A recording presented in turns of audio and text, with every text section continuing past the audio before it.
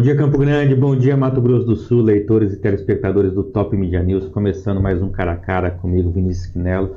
Hoje falar de Campo Grande, falar aqui do caos que nós estamos vivendo, mais um final de semana de chuva, mais um final de semana de estrago para todo lado, mas esse é o problema mais superficial. Estamos na possibilidade de greve na saúde, sujeira nos postos, tivemos paralisação dos professores, está faltando tudo. Ao meu lado, ela que é uma das vereadoras das mais combativas aqui da cidade, com histórico de luta nos movimentos sociais, luta em prol das mulheres, mas não só, luta pelas minorias, e nós vamos discutir Campo Grande. Luísa Ribeiro, seja bem-vinda. Muito obrigada. Obrigada pela possibilidade de conversar sobre essas questões tão importantes num jornal que faz muita opinião, né, que leva muita informação para as pessoas. Então é um prazer estar aqui. E o maior prazer é sempre discutir o bem-estar da população e a cidade que nós amamos, né? E que infelizmente está precisando de um pouquinho mais de cuidado. Logo após a nossa vinheta. Diretamente dos estúdios do Top Media News. Cara a Cara com Esquinelo. Vereadora, obrigado. Primeiro de tudo pela participação aqui. A gente sabe que é corrida, que está sempre aí na pancadaria, na loucura que é cuidar de Campo Grande, representar a população. Primeiro de tudo, sexta-feira tivemos paralisação dos professores, a Câmara está acompanhando. A Câmara participou em 2025 de uma briga que foi do magistério para aprovar o reajuste que foi parcelado. Aí chega agora, na hora de pagar, a prefeitura fala, não vou pagar. Como a senhora está acompanhando esse tema? Esse que é o problema aqui de Campo Grande, né? A gestão da prefeita Adriane Lopes, ela traz uma instabilidade para a cidade que é provocada pela gestão. Né? A gente vê a Câmara, através das várias bancadas de vereadores e vereadoras, o movimento sindical dos professores, como dos servidores, tendo a maior paciência com a gestão, né? Criando todas as oportunidades para aprofundar o diálogo e buscar soluções conjuntas.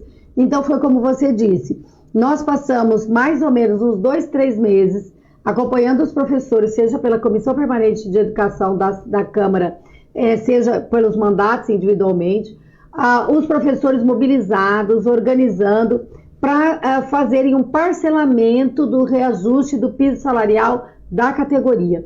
Então você veja que não há intransigência por parte dos sindicalistas e muito menos falta de acompanhamento ou apoio do Legislativo. Então chegamos num parcelamento que vai há vários anos, nós temos parcelamento até 2030, se eu não me engano, dos índices. Então a gente estava tranquilo que a categoria organizada, suas famílias também já estavam sabendo qual era o valor que ia ter de reajuste, e tudo isso aconteceu agora no final do ano de 2025. Recente. Inclusive com o orçamento já aprovado. Nós aprovamos a lei em novembro, início de dezembro de 2025. São 2 votações e foram aprovadas por unanimidade. E agora, no momento do cumprimento dessa obrigação, que passou mais ou menos 5 meses da data da aprovação, a prefeita cria, né, essa instabilidade e declara que não vai cumprir, comunica a categoria, comunica a Câmara, que não vai cumprir com o reajuste de 5,4%, que é o valor comprometido por ela com a categoria e que depois transformou-se em uma lei municipal. Então, é muito difícil trabalhar com a prefeita porque ela cria essas situações de instabilidade e nós todos ficamos com a cidade desorganizada, porque professores e professoras não querem fazer paralisação. A obrigação do professor não é para a rua, marchar, reivindicar, ir a audiências, ir à Câmara, ir às assembleias da categoria. As professoras estão acostumadas com outra rotina, é preparar material para os meninos, é ensiná-los, né, é fazer a correção, enfim, é planejar as aulas. E aí tem que parar tudo isso para entrar no movimento, né, de reivindicação, é muito desgastante. E a prefeita parece que provoca isso, né? O que me deixa mais espantada é a atitude da própria prefeita, que deveria buscar a estabilidade, a tranquilidade, mas não, ela provoca um caos, né? Só para você ter uma ideia, não sei se posso complementar, mas assim, no dia da paralisação dos professores, que foi agora na última sexta-feira, a prefeita, bem de manhã, publicou o diário da municipal, o Dio Grande, com um veto contra uma lei aprovada também por unanimidade na Câmara, que exigia transparência na folha de pagamento.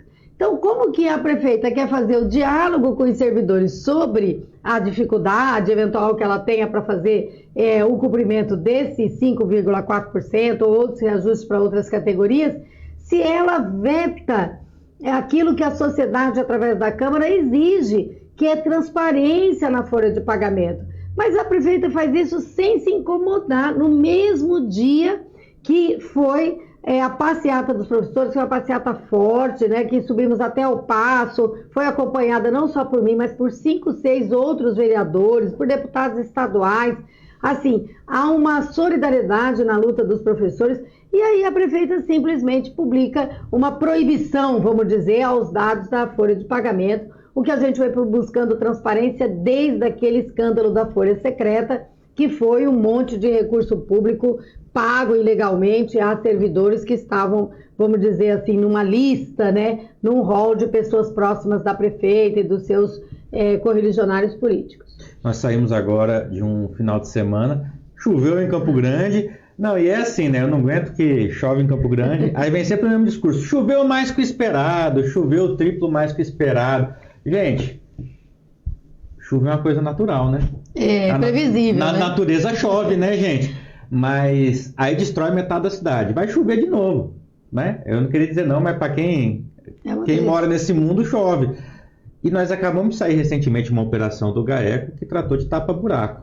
110 milhões de supostos desvios, gente presa, ex-secretário preso, empresário preso. E tapou o buraco agora que já está tudo aberto de novo, tudo arrebentado. E aí, como faz? Não, o que a gente está vendo que você nos traz com essa narração é que o problema da cidade não é a chuva, porque a chuva é uma bênção, sempre foi, né? Uma bênção para a sociedade, para a família, para tudo. Mas o problema é a gestão da prefeita Adriane Lopes, como você disse. Por que os buracos não estão tapados? E aí chega a chuva, tudo piora. Por quê? Porque nós verificamos, inclusive através de várias denúncias feitas no plenário, por mim, por outros vereadores, enfim, que a prefeita faz reajustes, não do salário do servidor, mas reajustes que são aditivos no valor dos contratos de tapa-buraco. Todos os anos esses contratos têm valor aumentado, né? Mas a gente vê o serviço reduzido. Então é exatamente isso que nós levamos ao conhecimento do Ministério Público para indagar como é que em Campo Grande nós sempre aumentamos o valor pago para as empresas de tapa-buraco, mas os serviços estão reduzidos. Aí ele diz, não, mas não é que o serviço está reduzido, é que aumentaram os buracos. Mas isso é uma conta absurda, então precisamos levar para o Ministério Público. O Ministério Público fez uma investigação e, como você falou, né, apurou-se uma corrupção nos contratos de tapa-buraco de pelo menos uma grande empresa, inclusive uma empresa muito próxima da prefeita, enfim, dos seus assessores, levando dinheiro público e não fazendo a efetiva prestação dos serviços. Isso também está acontecendo com iluminação pública. É só você perguntar para as pessoas que estão aqui nos ouvindo, não é? A gente recebe diariamente um monte de reclamação, de pedido de manutenção de luminária que não são respondidos há meses pela prefeita. Mas aí você pede para a prefeita mandar os pagamentos dos contratos da iluminação pública, que também são com várias empresas, está tudo pago, está tudo liquidado e pago. Então, por que o serviço não está sendo feito, né? Mesma coisa, o serviço de capina, o serviço de limpeza de rua, de limpeza de boca de lobo. Então, esses macros contratos da administração pública, eles são um lugar onde o dinheiro acaba indo, o dinheiro do contribuinte acaba indo todo para esses grandes contratos, mas a gente não vê o retorno com os serviços na altura do que foi contratado. E aí não tem como um vereador e uma vereadora apurar, porque como é que nós vamos apurar isso? É preciso uma investigação dos órgãos de controle, tanto o Tribunal de Contas do Estado, como o próprio Ministério Público, que eu acho que está cumprindo esse papel, e nós vamos ter muita surpresa desagradável nessa cidade a respeito dessa gestão dos recursos da Secretaria de Obras. Falando em investigação, CPI da saúde, sai ou não sai? Tem que sair, é muito importante. A gente fez a CPI do consórcio Guaicurus. Muita gente, mas para que precisa da CPI? Todo mundo já sabe o que está acontecendo. Não é assim. A gente ali na Câmara, nós temos a nossa atividade de fiscalização, mas nem todos os documentos nós conseguimos ter. Nem todos os depoimentos a gente consegue ter e de uma forma pública, que as pessoas possam acompanhar. Então, uma CPI, ela, além de trazer visibilidade para toda a sociedade, para você que é o contribuinte, para as pessoas que estão muito desacursoadas com a nossa cidade, a pessoa tem uma resposta sobre o que está acontecendo naquele serviço público. A gente, além então dessa visibilidade, a gente tem a produção de prova, porque a audiência produz prova testemunhal, produz prova documental, pode produzir prova pericial. Ao final da CPI, como foi a CPI do transporte público ou do consórcio Guaicurus, nós enviamos para os órgãos de controle. Então, tem procedimento aberto no Tribunal de Contas por causa dos nossos relatórios, não só meu, mas da relatora Ana Portela, do membro Michael Nogueira, que também fizemos relatórios paralelos. Também tem no Ministério Público Federal, tem no Ministério Público Estadual, tem no Ministério Público do Trabalho, andando várias frentes e inclusive gerou uma decisão judicial que determinou a prefeita os procedimentos de intervenção nesse consórcio, porque ficou provado e evidenciado que o consórcio não cumpre as normas do contrato, que ela não cumpre as cláusulas do contrato, recebe os valores, mas não traz a prestação de contas. Então, você falou da saúde, é a mesma coisa, todo mundo está aqui querendo saber por que é que não tem remédio no posto.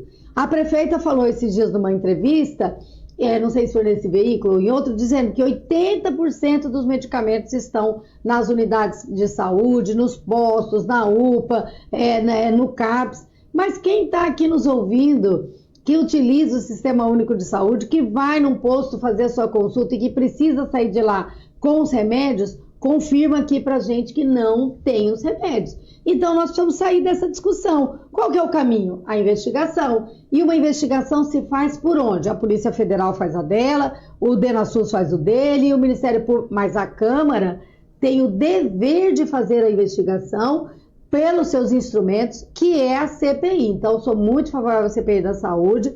Nós estamos com o requerimento já com 8 assinaturas, devemos chegar a 10 assinaturas para instalação. Mas vai instaurar agora no período eleitoral. Não é período eleitoral da prefeita, não é período eleitoral dos vereadores, não é? São outros cargos que estão em discussão. Nem todos os vereadores lá estão comprometidos com a atividade eleitoral, que não possa participar. Então, nós achamos que todo tempo é tempo de fazer a CPI, queremos a CPI da saúde, será muito importante. Tem, além dos remédios, tem o descumprimento de decisões judiciais, tem um gasto enorme, por outro lado, com a judicialização de algumas cirurgias que a gente precisa colocar luz sobre isso.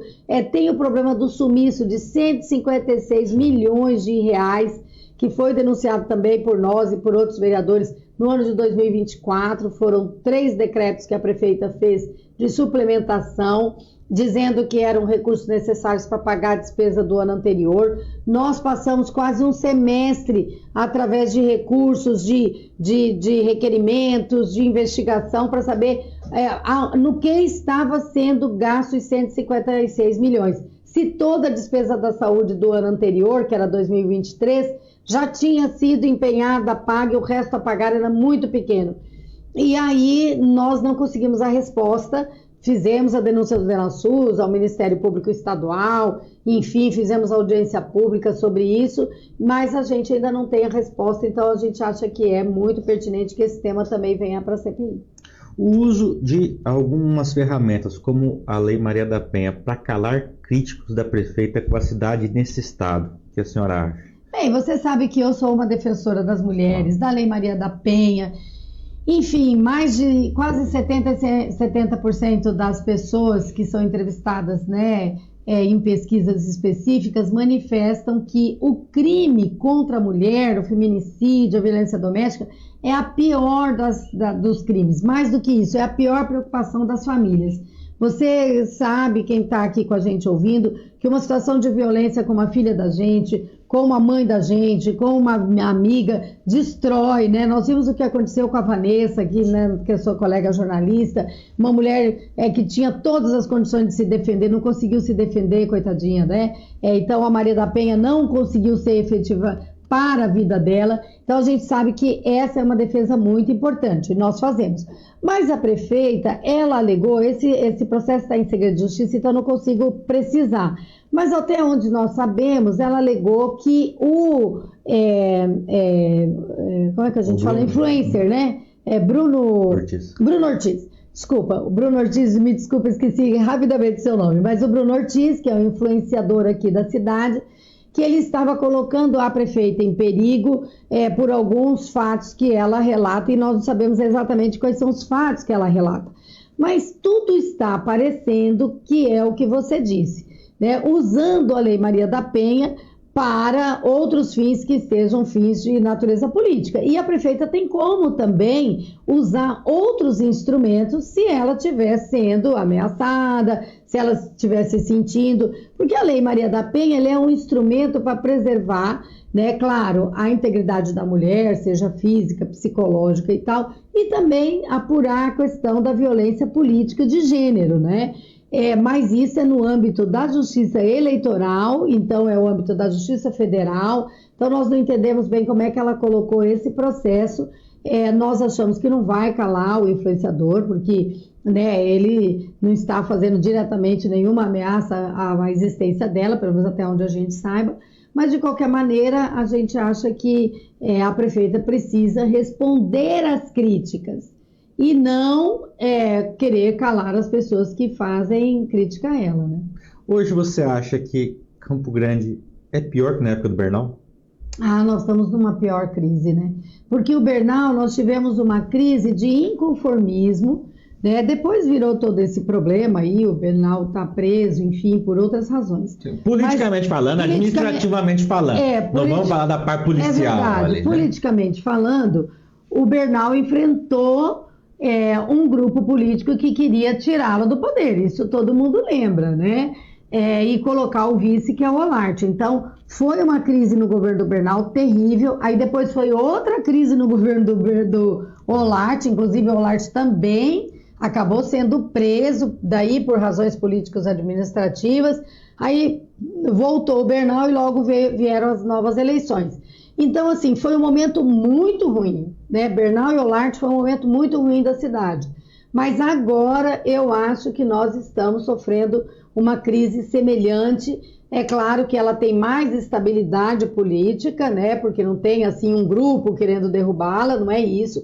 As pessoas estão reclamando da gestão dela, querendo que ela tome providência. Mas você não percebe nenhum grupo político organizando, arquitetando a saída dela, né? Ela também não pode acusar, né, as várias lideranças políticas que estão perseguindo. Ao contrário, ela tem apoio fortíssimo, né? Tem apoio do governador, tem apoio da senadora, tem vários apoios, né, de várias forças políticas. Então ela não está sendo perseguida. Ela que não está fazendo uma gestão adequada. E a sociedade está cobrando com razão. E Campo Grande, a senhora vê, a curto, médio prazo, tem jeito? Ué, tem jeito, a prefeita precisa tomar jeito. Sim, desculpa a sinceridade, mas a gente anda em tudo quanto é lugar nesse estado. Você vai em Nova Andradina, é um brinco. Eu fui em Sonora, há muitos anos não tinha ido em Sonora, né? Também uma cidade que está maravilhosa. Você vai em todas as cidades, fui agora em Camapuã, estou falando cidades assim... Todo estado. Olha, não tem problema de buraco nas ruas, e lá chove também. Sim. Não tem sujeira na cidade, né? A gente vê o reajuste, olha, várias cidades do interior pagam o reajuste dos servidores e dos professores maiores que Campo Grande. Cidades pequenas, dinheiro, né? Menor. Com menor possibilidade. Você vê a cidade organizada com serviços públicos e obras pujante, né? A gente está aqui em Campo Grande vendo o fechamento de fábrica. Hoje de manhã fui fazer, junto com o sindicato, um apoio lá aos trabalhadores da empresa Soprano, né, que está fechando uma unidade aqui em Campo Grande. Nós precisamos ouvir a diretoria da empresa para saber o que aconteceu. que há 10, 15 anos atrás nós atraímos essa empresa para vir para cá, como muitas outras. E por que é que hoje em dia Campo Grande não é mais interessante? Porque é uma cidade muito difícil, uma cidade que não está bem cuidada, isso não sou eu que estou falando, toda a pesquisa coloca a aprovação da prefeita em índices muito baixos, a reprovação lá em cima. Indicadores como o da Firjan, que é da Federação de Indústrias do Rio de Janeiro, que mede a qualidade da gestão pública, fiscal e tal de municípios, ela pesquisa mais de 50 municípios. Entre as capitais, Campo Grande sempre está em último lugar. Nós começamos em penúltimo em 2023, mas aí em 2024 já caímos para último, 25 ficamos em último, vamos ver como é que vem o índice esse ano, né, agora de 2026. Então, assim, para melhorar Campo Grande, para a gente ter esperança, precisa de prefeituras e prefeitos e prefeitas sérios, que cuidem da cidade, sabe? Que não esculhambem todas as áreas da atividade. Nós estamos com a saúde em frangalhos, nós estamos com os serviços públicos abandonados. Agora não cumpre reajuste de servidores, os servidores vão parar da educação. Nós estamos com denúncia de que não tem transporte regular para as crianças da zona rural. E aí, como é que fica isso? As crianças sem aula, a gente foi apurar, tem mais de 177 mil reais de débito com uma só empresa e não tem sinal de pagamento, e aumenta o IPTU, aumenta a taxa de lixo. Então, olha, não sabemos como é que nós vamos chegar ao final dessa gestão. Eu fico muito chocada com a cidade e a gente não tem resposta para quem está sempre nos indagando, né? Então, nós estamos num momento, como você falou, historicamente muito triste. Como uma das grandes nomes e lideranças do partido aqui no estado, em Campo Grande, qual seria o diferencial de visão do PT para Campo Grande e Mato Grosso do Sul?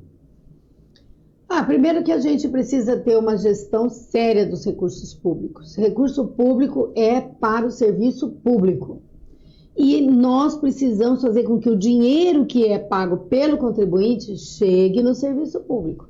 Porque o que nós vemos em toda a prestação de contas da prefeita, eu acompanho a prestação de contas, eu sou daquelas que vai lá nos números olhar tudo o que foi feito, os contratos. A gente tem 3 pessoas no nosso gabinete trabalhando nisso, inclusive são advogados, formação jurídica, né? E o que nós percebemos é o erro maior. É igual uma família. Todo mundo trabalha, todo mundo traz o dinheiro, mas tem um que leva tudo para fora. Então, o que está acontecendo na Prefeitura de Campo Grande é uma desordem programada, né?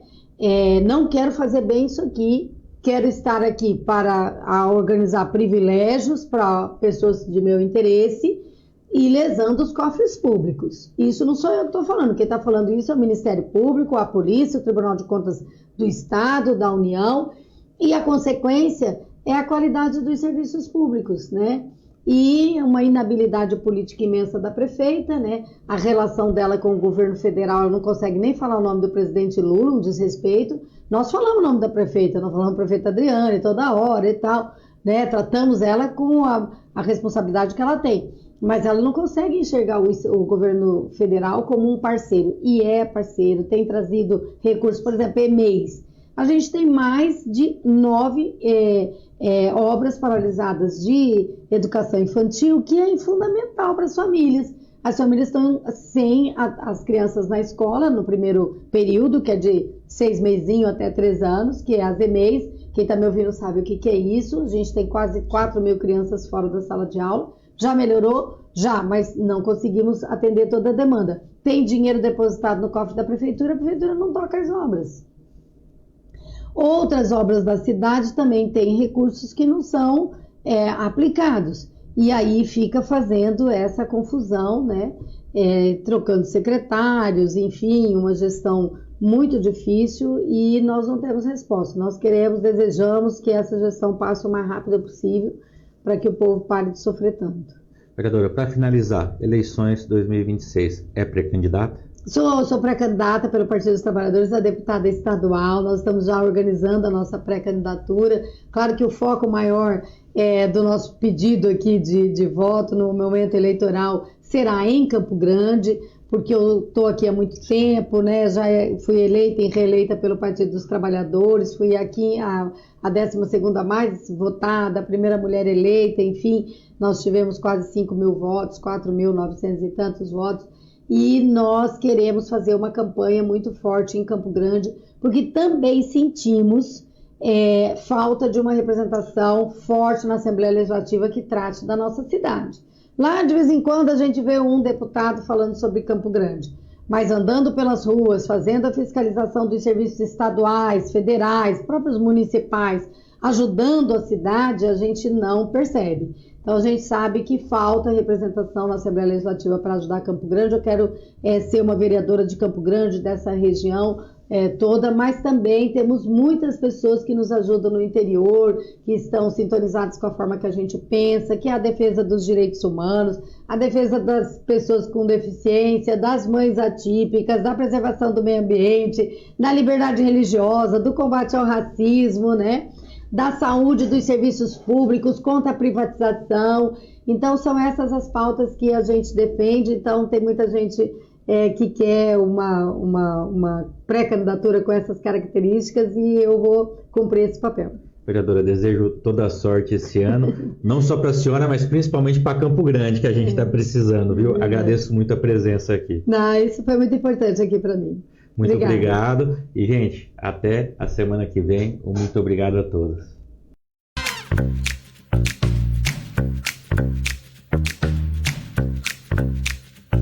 Diretamente dos estúdios do Top Media News. Cara a cara com o Esquinelo.